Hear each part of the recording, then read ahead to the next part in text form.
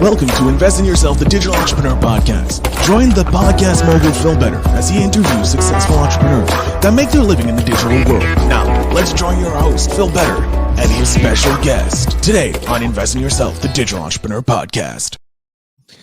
Ladies and gentlemen, welcome back to Invest in Yourself, the Digital Entrepreneur Podcast. I'm, of course, your host with the most, Phil Better.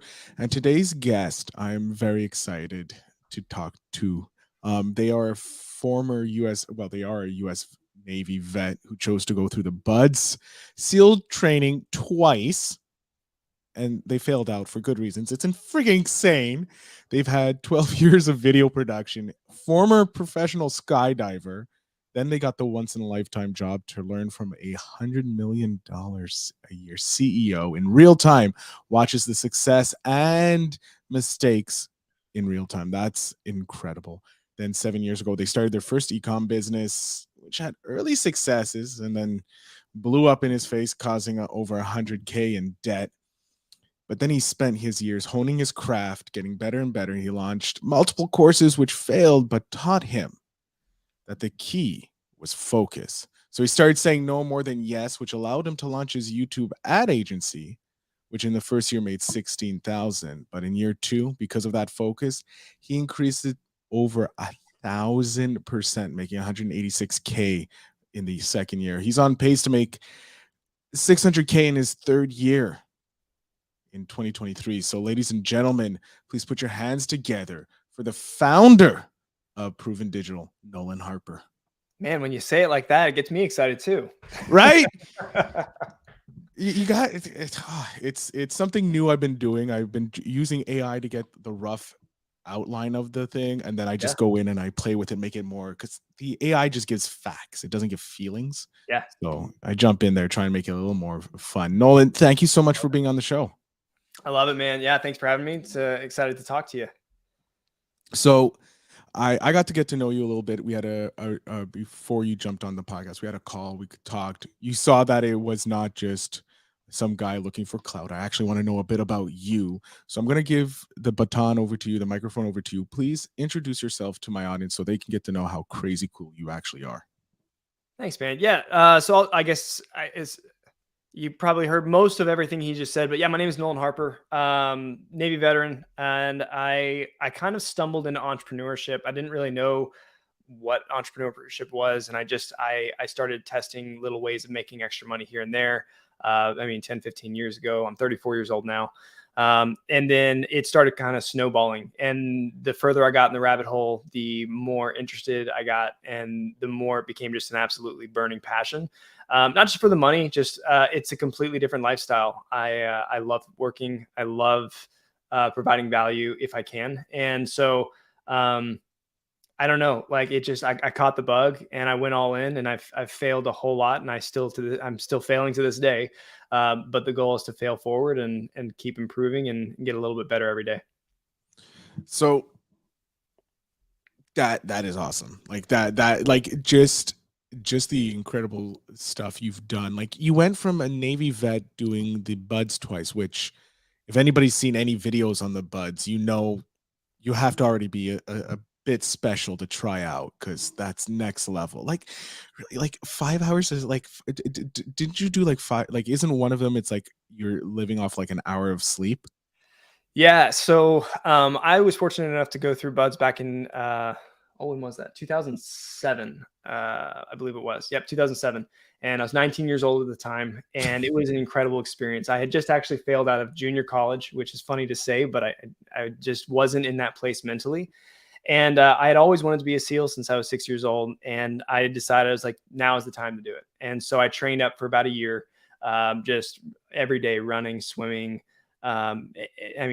All day in the gym, just trying to build my mental stamina and my physical strength. And then the day came, I left and I went out and I got to sign up for the Navy, and I went through boot camp. And I was actually in a really cool class. It was the Navy's very first time to try putting everybody who's going to go to BUDS into one boot camp class. And then we all went to BUDS together. So the guys that I went through boot camp with, we actually went to BUDS together. And, you know, most of those fell off, but some of them are they've done very, very well for themselves in the SEALs and have reached the highest tiers, which is pretty cool.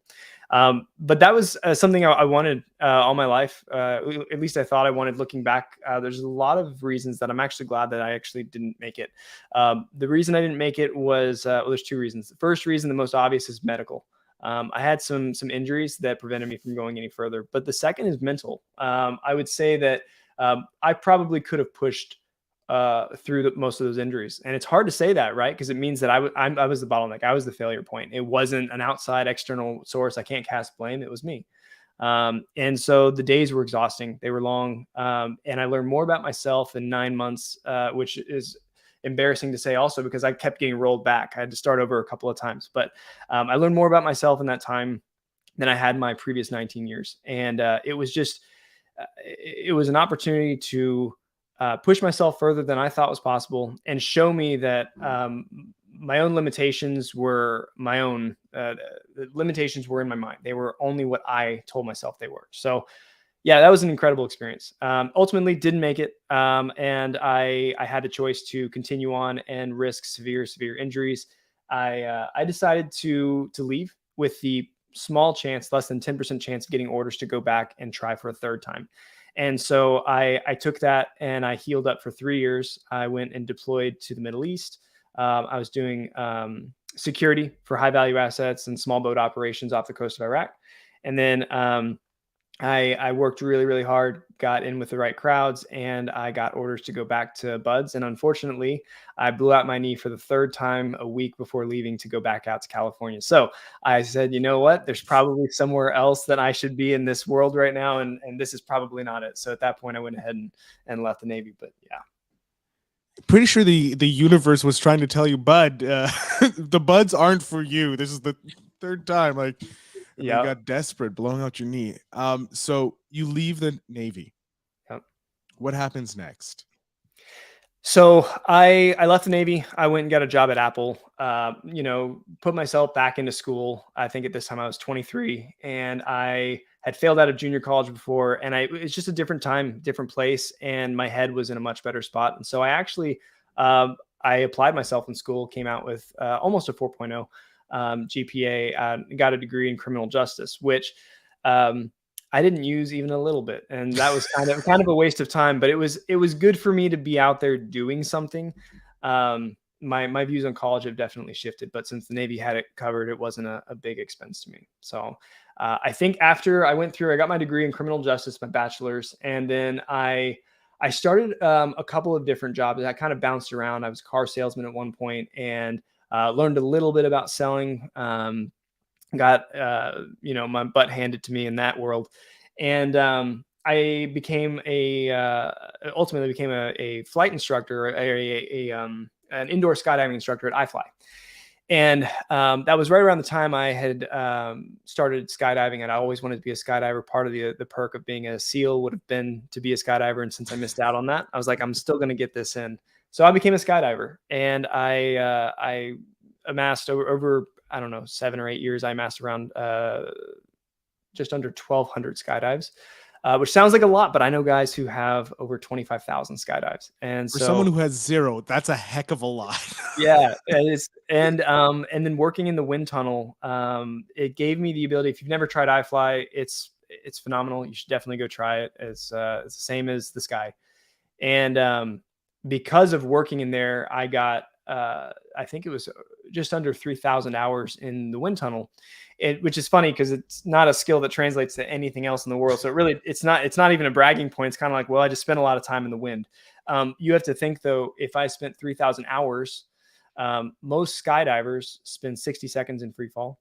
And I spent around 3,000 hours in the equivalent of free fall. So I learned how to fly my body in an incredible way in the sky. And that led to me getting to be a part of some world records. I don't hold them anymore. I was a part of groups that did, but I got to get into this community that was incredible, and traveled, all over the country and even the world, flying in the sky and in wind tunnels, which was a pretty awesome experience.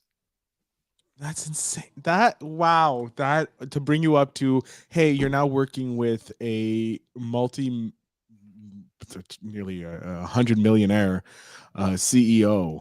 How did that happen? That world, those two worlds collide. So I think at this point, being in the skydiver, you're always broke. Most skydivers are pretty broke, as because we pour all of our money into skydiving, and so I kept looking for little ways to make money on the side. And I'd made videos for a very long time, video production, everything from weddings to little like gym videos and stuff. And so I was working for. I was doing a video for a client on the side that was a gym, and they said, "Hey, we got this guy who we just hired to help us grow our gym. And he's looking for a videographer." And I was like, "Well, I'm trying to start my own video production company right now. That's not really for me." They're like, "Okay." Months later, they came back and said, "Hey, he's still looking. You sure you don't want to try?" And I was like, "Okay, I'll check him out." So I went and checked him out. No website, nothing. And I was like, "This is super sketchy." And the job post was like, "Work from home. You can make really good money at the time for that role, and your total flexibility anywhere in the country. It's all the perks and everything." I was like, "Okay, this sounds fake. Whatever, I'll go through it." Wait, like coming from a fraud background myself, I'm like, that is 20 red flags just in work from home. That's enough red flags to say no, thank you. Yeah, and this was long before anyone worked from home. I mean, this was so long before companies were virtual or anything. It was like the weirdest thing. And so I was like, okay, I'll go through the process. And I went through the interview process and met some incredible people, and something felt a little different, but I was like, I'm going to keep pressing forward. I ended up getting hired. I was very, very fortunate to get hired to a company called Gym Launch. Now, if you're familiar with the entrepreneur space, you're probably familiar with a guy named Alex Hormozy. So I was fortunate enough to get hired by Alex and Layla, and just incredible people. And I actually went to the very first all-team meeting. It ended up being their only all-team meeting right after I got hired. And it was, I was living in Dallas, Texas at the time, and it was in Austin. I drove down and I met Alex and I met the team, and I went back home and I told my girlfriend at the time, and I said, we need to move. We need to move to Austin right now. We need to sell my house. I literally sold my house. That's how much conviction I had. So I don't know what this is. I don't know where it's going. I don't know why I feel this way, but I need to be as close to this as possible, because it's something's happening here really cool. So I picked up and sold my house on a moment's notice, moved down to Austin. And for about 2.5 to 3 years, I worked in the marketing department for Alex. And in that time, I got to watch as we went from about 30 million to about 110 million, I believe is about where I left. And the lessons that I learned, things that I got to see, just opened my eyes to a broad world. And somewhere in the past few years prior to that, I had started a couple of businesses. I started an e-com business that, man, I got early success and I thought I'd made it, right? Like I got to 20K a month and I was like, yes, like this is it. This is the life I've been wanting. I've been waiting for. Unfortunately, I didn't know anything about business, and that crashed and burned in the worst possible way. And it threw me into about 100 grand of debt, which is why I ultimately ended up needing a job, right? I needed income. So who knew that was like the best possible thing that could have happened to me, even sitting in 100K of debt for a number of years. And so went to work and learned an insane amount. I was privileged to work for him, for Alex and Layla, and learned from them firsthand. And he taught me most of what I thought I knew. I thought I knew about marketing before, but he taught me 10 times more than I knew. And I got to watch them build this empire, and I got to be a part of it, which was an absolute privilege. And if you've never looked them up, go look them up. They're incredible people. All their content is real. They actually live what they, live the way they preach. So love those guys. So yeah, that kind of led me, up until about, I guess it was about 2 years ago now. And I got to a point where they had poured so much into me that there was a skill set mismatch based on what they needed, what I could provide, and what I actually was providing. And so I went to them and I said, "Hey, I love working for you guys. Do you have an opportunity for me to continue growing in the coming years?" The conversation just basically ended up being, well, we don't really know what this next venture is. And by now, most people know what his current venture is, if you know anything about him. But that was still kind of coming out. Weren't really sure what that was going to be. And they weren't sure what the growth opportunity was. And so because of that, I started looking at what my options were. And that was to get another job where it closely matched the skill set that I had been gifted with. or try and go out on my own. And at the time working for Gym Launch, they sell a high ticket product. It's a $16,000 product to gym owners where they teach gym owners how to run their business. If you are a gym owner, you need to go pay for Gym Launch. They will make you so much more than you pay. I promise you that. But I got to sit down with hundreds and hundreds of gym owners who had their lives changed. I don't mean they had like a little win. They didn't make just a little more money. I mean, lives changed. They were able to pay off their house. They were able to take their family on the first vacation in years. The average gym owner makes around $30,000 a year, paying for a $16,000 program. So spending 50% of their entire income on a program. So it's a big, it's a big commitment. But the lives, the way that they changed after was incredible. I got to sit and interview and talk to each one of these people, and I got this conviction that nobody else really, I don't think almost anybody else in the company had, because I was just overwhelmed. I was like, man, like this is so cool how much of an impact Gym Launch and Alex have had on these people. I said, I want to go find people just like him, and I want to market for them. I want to do the same job that I did for him, but at a bigger scale and reach more people, do more things. And so I walked out going, okay, how do I want to do this? And I started a YouTube ads agency because I believe YouTube ads are the future of advertising. They are the biggest platform. They are the best platform, in my opinion. And that's coming from more experience on Facebook than YouTube when I started this. And I said, I'm going to go help people build their businesses and scale them in a way that's meaningful so they can reach more people, have an impact, and grow.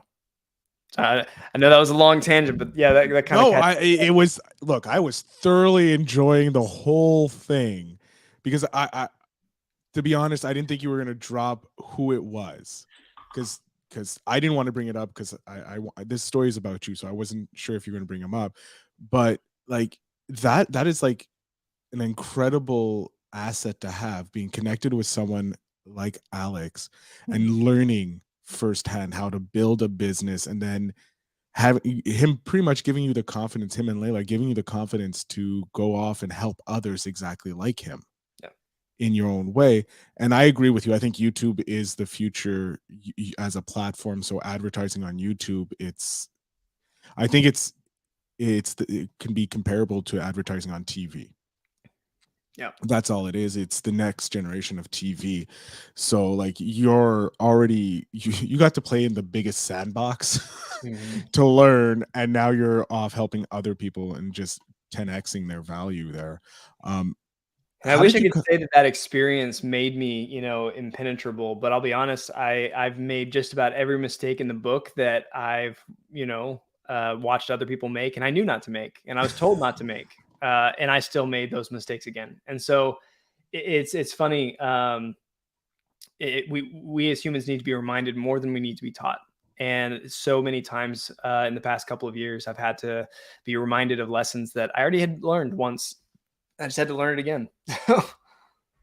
Because you learned it in a different, like, were they the same lessons? Because I don't like to look at failures as failures or lessons. They're just like, you didn't learn the lesson. Here, we're going to teach you the lesson again. Yeah. Were the lessons very similar, or were there like the outcome, like the solution was the similar, but the issue was different, or the lesson was a different lesson? Same lesson, same outcome. I just had to learn it again and again and again. I don't know if it's just an entrepreneur thing or if it's a me thing, but it took me a few times of making the same mistakes to go, oh yeah, like I should probably stop doing that. I'll give you one of the biggest mistakes is just focus, right? Like number one thing right now is that like the reason I can tell you the reason that 99% are not successful at whatever it is they're trying to achieve, that doesn't have to be money, with their families, with their jobs, their lifestyles. The reason they're not successful is because they didn't focus. I became a very, I became a skydiver at a very high level very quickly because I was obsessed and I put all my effort, all my focus and energy into skydiving. When I wasn't skydiving, I was thinking about it. When I was in the sky, I was dissecting every little piece of how to get better. There's no difference between that and every area of your life, right? The only thing standing between you and your outcome is focus. And so like, if you're not as fit as you want to be, if you're not, as jacked as you want to be or whatever, like it's because you haven't put the focus into your eating and your gym time. If your business isn't what you want it to be, it's because you're trying to start 5 businesses and you're not putting all your eggs into one. I've made that mistake countless times, and it's one I'm still constantly making. And I'm the solution to that is auditing your time and saying, where is my time actually going? And is this moving me towards the end goal? And I'd love to say that I've got all the answers on that, but I can tell you, I'm still going to make that mistake probably 100 more times. And I'm going to step back and say, hopefully each mistake gets a little bit smaller than the last one, but we constantly just need to be shifting our focus back to that one thing that we're moving. We can do anything we want. We just can't do everything we want. That's a great tip. Like I generally ask for a tip in the episode from my guests so that the entrepreneurs who are listening can take it. But that's a great tip just right off the bat without even asking, providing more value than I even realized. Wait, hold on. You obviously in your whole career, you've had moments, obviously, when you were working with Alex, and I want to focus more on your personal business, the Prvn, because we just have to look at Alex's success and we can attribute to yours because you were the marketing mind behind one of the marketing minds behind it. But in your Prvn, jeez, my brain. Prvn Digital, yeah, you're good. I have it right ahead of me right here. God, I'm like trying to look everywhere else but where I have to. Prvn Digital. What are some of the wins that you've gotten that like just cemented that, yeah, this is what I'm doing? Like it cements that you are helping the entrepreneurs out there that have a pure reason why of what they're doing. Man, this is the fun part.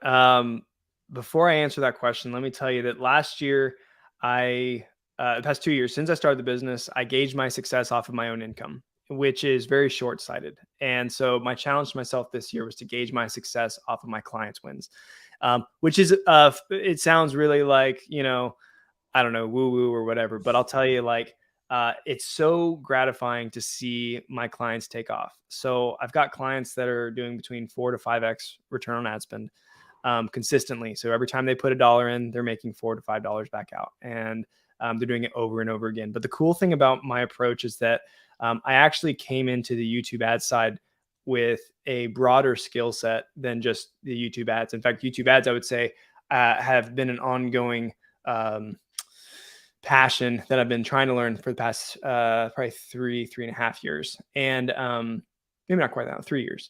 And just take it to the highest possible level with that. But one thing that I realized when I was working at those other companies was that marketing can only be as successful as the rest of the pipeline. And so we have this idea in our mind, like a lot of people think a marketing agency can just step in, turn on ads, and then the leads and sales start flowing. But what they don't realize is there's actually, we'll call it 3 different levers, right? You've got your ads, your funnel, and your sales systems, right? And those are all completely different. And if your sales systems and your funnel are not adapted properly for the type of platform and the type of ads that you're running, then none of it's going to work. And so this is where you get a lot of businesses that have agencies that come on and that may have gotten results for other people, that they'll come on and then they don't get results for that business. And the business owner's sitting there going, why? I don't understand. They have great testimonials. Why didn't it work? I just spent, $10,000, $20,000 with them. Why didn't my business do what they did for other people? And the reason is really simple. It's that ad agencies are ill-equipped to handle the entire pipeline. Okay. If you can actually control all of the pipeline, then you can virtually guarantee success in your marketing as long as those people actually know what your business is. If they understand your business, then they can build you a top to bottom pipeline. And so that's actually an offer that I'm rolling out currently. I accidentally started doing it when I had YouTube ads clients that weren't succeeding. I went in and I started changing their funnel. I started making adjustments here, adjustments there. I started coaching them. I started making tweaks to their offer. And it wasn't until I did that their results started just pouring in. I took one client from doing about 150 a month. They're currently sitting at 500 a month. We're pacing to hit $1 million a month in this year. And so, but that came from adjusting their sales systems. It came from adjusting their funnel. It came from looking at the entire picture and not just the ads and hoping that their systems would work with the ads. I love that. I love that. So going in and doing a holistic approach to the problem that they have. If the ads aren't converting, okay, let's take a look and see where else the problem could be, because obviously ads convert. You Yep. have testimonials upon testimonials of that, Yep. and so that works. Whereas then you see maybe it's the funnel, maybe it's the offer. Mhm. It's all important that they all have to align. And I love how you're coming in with this holistic approach, looking for the win for your client, which ends Mhm. up being a win for you. It's mutual beneficial. Yeah. Yeah. And my business is performance based. And so I'm able to charge my clients a significantly more than most agencies, but that's because I'm only winning when they're winning. And the results uh, make it so that it doesn't really matter what they're paying me, it's worth it. And so that's the nice thing about performance based models. They're very risky. So if you don't have the skill set, or if you don't have the right team with the right skill sets, it's a very risky model, right? You could put a lot of effort in, and it may go nowhere, and then you don't make any money, right? Now you've poured effort and attention into something that didn't produce, and that's really difficult. And that's one of the mistakes that I made when I first launched my business. The reason I made only 16,000 my first year was that I started going after the wrong people, and I didn't fully flush out my offer yet either. I knew all the systems, I knew how it worked, and I knew that I could get results. But I wasn't. I was kind of going into it expecting for it to be what everyone else is talking about with ad agencies, like, hey, yeah, just run some ads for people. They'll pay you lots of money. It's great. And so I came at it from a little bit different approach and said, if I'm going to be performance based, then I need more control, right? And they were happy. My clients, when I started approaching them asking for more control, they were happy to hand it over, because they knew that I wanted to make more money, and the only way I was going to make more money was if I could adjust the entire pipeline, right? You imagine there's 50 different points, that the things that you can change. There's a lot more than that, but we're just going to say 50 different things you can change everywhere along the pipeline. Everything from the messaging, the pacing, you talk about the style of the ad creative, then you get into headlines, you get into structures, you get into the VSLs, you get into the nurture sequences, the opt-in sequence, the sales sequence, every piece of it has to have alignment. So I actually coined a term. It's called sales aligned marketing. And that is where we start. If you imagine that your marketing is a wheel, make it the center of the wheel. Your sales are the center of the wheel, the one constant that stays in place, but it can change direction. And your marketing is all the way out on the outside of the wheel. So as it's spinning, we're changing everything else. We're changing the ads, we're changing the funnel, we're changing all these other things to align with the sales. But if the sales, if this is the angle of your marketing and your sales are pointed out this direction, it's not going to work. You have to align the sales with the marketing efforts. And so since we start from the center and work out, we actually align the sales and then figure out, we align the marketing and then figure out how the sales need to adjust their messaging to start selling. And that's when the floodgates open. And that's when it gets really, really fun with businesses. So I actually launched a couple of clients this past week. One of them is already at a 4X ROAS I guess, I'm sorry, I launched him 1 month ago. He just hit a 4X ROAS. And he's holding that. Like, it wasn't just a one-off, like, we're scaling right now, and he's holding at a 4X, which is pretty awesome. That is friggin' awesome. Like, getting those wins for your clients, because it just shows off that it gives that self-confidence back to you. Like, yes, I know what I'm talking about. Okay, good. I can go to someone else and tell them exactly the same thing. Yeah. Yeah. No, we are coming to near the end of it, and I hate it because you're thoroughly, and I still have questions about jumping out of a plane. Like, like, that is like weird. Like, you're like, I want to jump out of a plane professionally. Yeah. And then like, I can understand in the wind tunnel, because it's like, it's safe. There's a safer Sure. thing, you don't have a fraction of a second before you hit the ground. Here you're literally jumping out of a perfectly working plane. Like, I want to do it like once. That's it. Yeah. Like, get it off my boot. I fully respect that. I'll tell you that, like, I think everyone's fear of that. I think there's two pieces to it. One is the fear of the unknown in how everything works, the equipment. But then there's a fear of the gap between the airplane and the ground. you have always looked out of an airplane whenever you fly somewhere, and you wonder what's between you and the ground. Like, it's air, but you wonder what it tangibly is. And so there's this moment on my very first skydive when I left the plane. There's this moment where you panic, and then you realize that once you let's say you're screaming. There's a moment where you realize you can't scream anymore and you need to catch your breath. And in that moment, that's typically when people realize on their very first skydive that they're okay. They're just falling, and they're like, there's nothing to worry about. Like, they're fine. So in that moment, a light bulb usually goes on for people where they start looking around and start observing where they are. And they start understanding that I'm between the airplane and the ground now, and I'm not dead yet.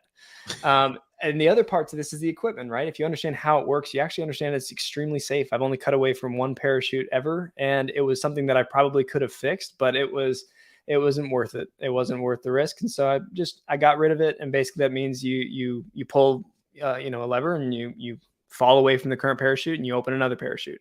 And I can tell you I actually became a skydiver because I was a pilot first, and I kept looking out the window. And I can tell you that skydiving to me feels a lot safer than flying a plane.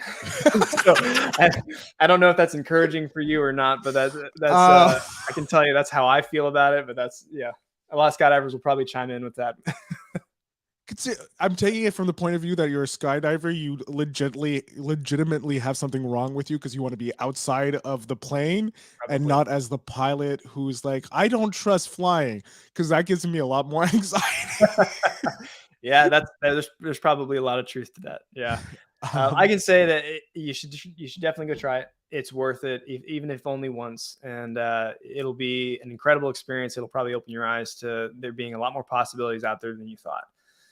No, it is high on the bucket list of things to get accomplished. Hopefully this year I can get that done. Maybe in the spring when to start the new year off, right? But we're going to the spark question of the day. Okay. It is from Seek Discomfort. They spark conversations with strangers who are just friends you haven't met yet. So Nolan, what's holding you back from being the best version of yourself? Considering you Pardon?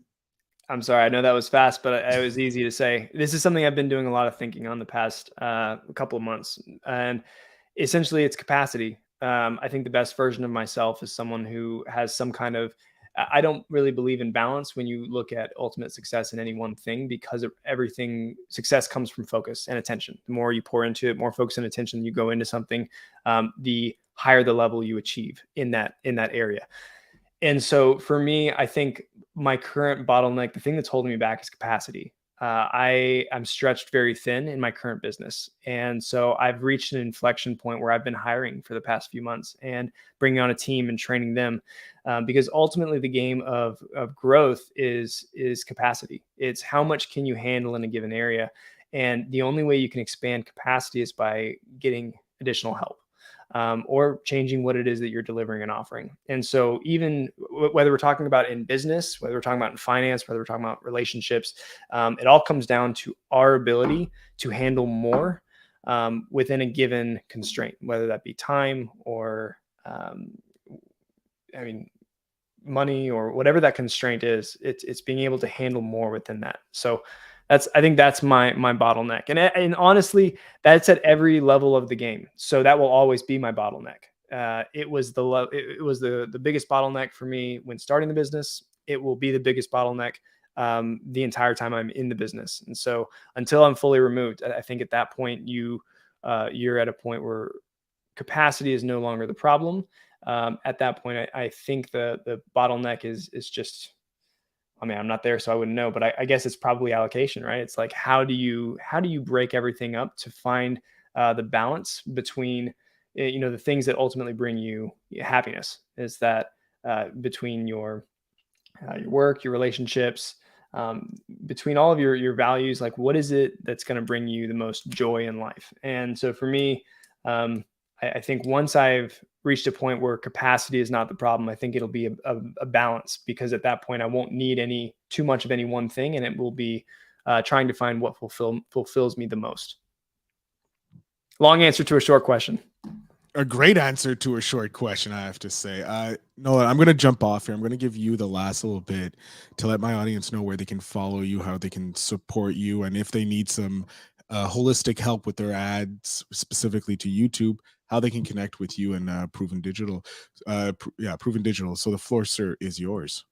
Perfect. Yeah, guys, it's been a privilege being on the podcast. Thank you so much for having me, Phil.